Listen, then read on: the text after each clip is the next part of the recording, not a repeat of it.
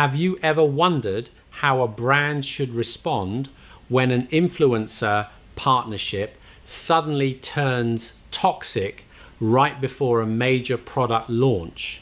That situation sounds like a nightmare for any marketing team, and it's exactly what we'll tackle today.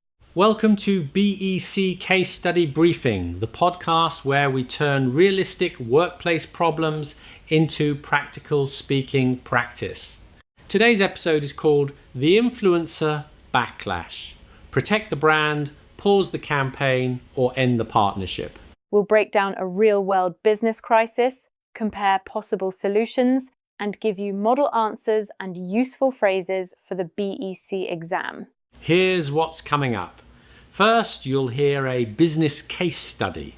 Then, we'll analyse the risks and options, model a strong speaking answer, and finish with phrases and a mini practice task. Let's dive in.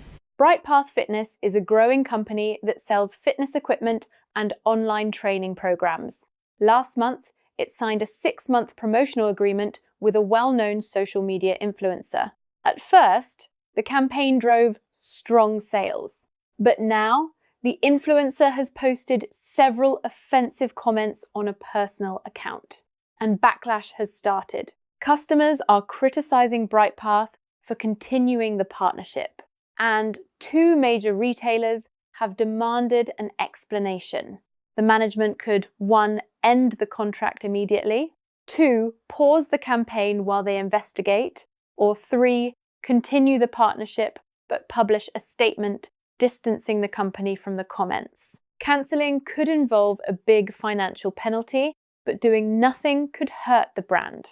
To make it even tougher, they need to decide before a major product launch next week. This isn't just about an influencer's bad behavior. The real challenge is balancing reputational risk with financial and legal consequences, all under serious time pressure. We have issues around revenue, customer trust, reputation, costs, risk management, and the future of long-term business relationships. That's why it's a strong speaking task. You'll need to show the examiner you can spot all these factors, not just the obvious operational problem. Thinking about impact is key. Who's directly affected by this crisis, Emma? First, customers, especially regular buyers who follow the influencer. Then, employees, retail partners, investors, and the marketing team behind the campaign.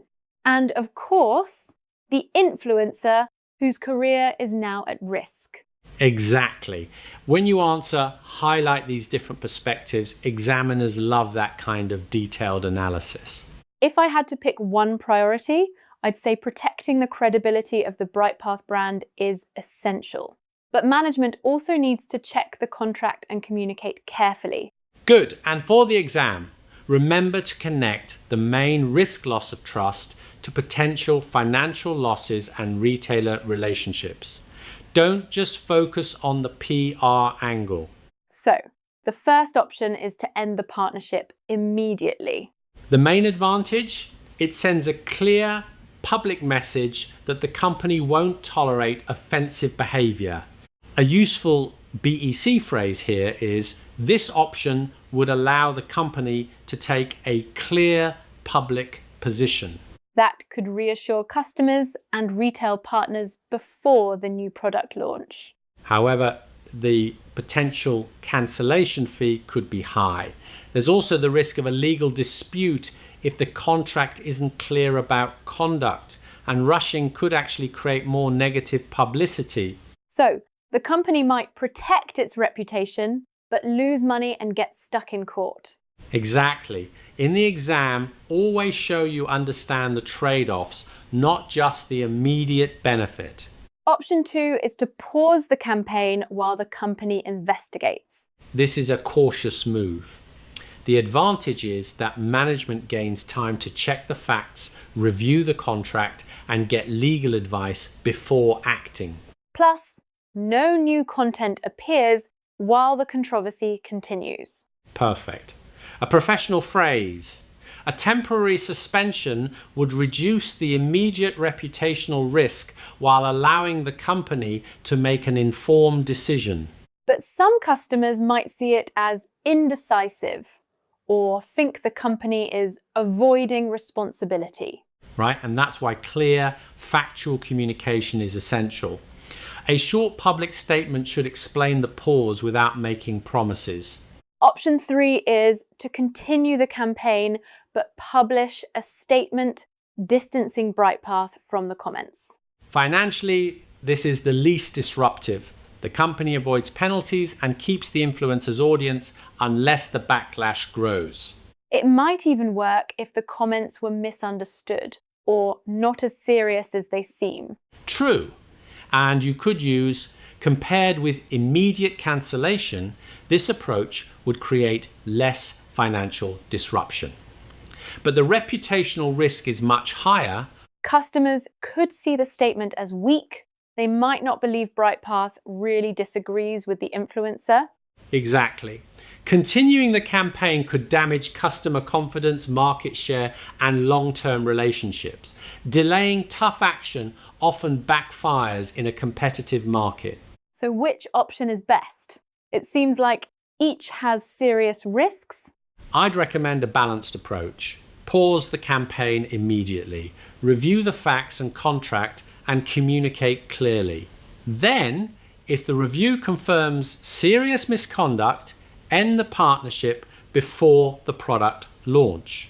This manages both the reputational and financial risks and gives BrightPath time to act responsibly. Here's a full model answer. Notice the structure: priority, compare options, recommend, justify. The main risk is damage to BrightPath's reputation and therefore its relationships with customers and retailers. Option 1, ending the contract immediately, would protect the brand but could lead to a costly legal dispute. Option 2, pausing the campaign, allows time for a fair review with less immediate financial risk. Option 3, continuing with only a statement, is the weakest as it may not convince customers or partners. I recommend pausing the campaign now, investigating thoroughly, and communicating with all stakeholders. If the review confirms a breach of conduct, the company should terminate the agreement even at a cost. Protecting customer trust and long-term reputation is more valuable than short-term profit. That answer sounds organized. There's a clear structure: problem, options, comparison, recommendation. Exactly. In the BEC exam, follow that flow. It keeps your answer focused, logical, and easy to follow. Let me give a basic answer. The company should stop the campaign because the influencer said bad things. Customers are angry, so the company could lose sales. Continuing isn't a good idea. They should make a statement and find another influencer.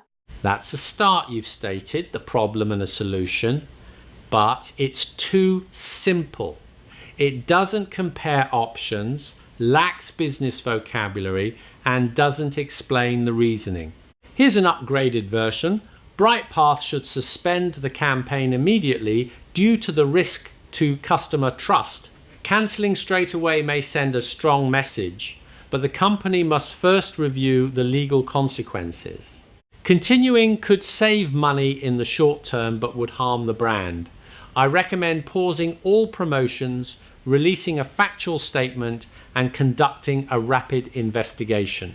If the influencer breached conduct requirements, terminate the agreement and seek a new representative. Let's look at 6 useful phrases from this episode. First, our immediate priority should be. Use it to set a clear focus. For example, our immediate priority should be protecting customer confidence before the launch. Great for starting your answer strongly. Second, this could expose the company too. Use it for risks. Ending the agreement without legal advice could expose the company to a contract dispute. Lose.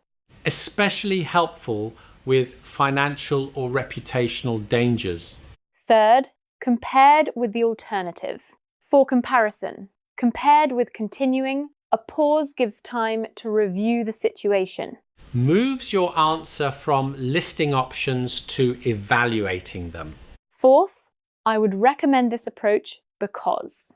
For giving and justifying your recommendation, I would recommend this approach because it protects the brand and reduces legal risk. Always back up your advice with a reason.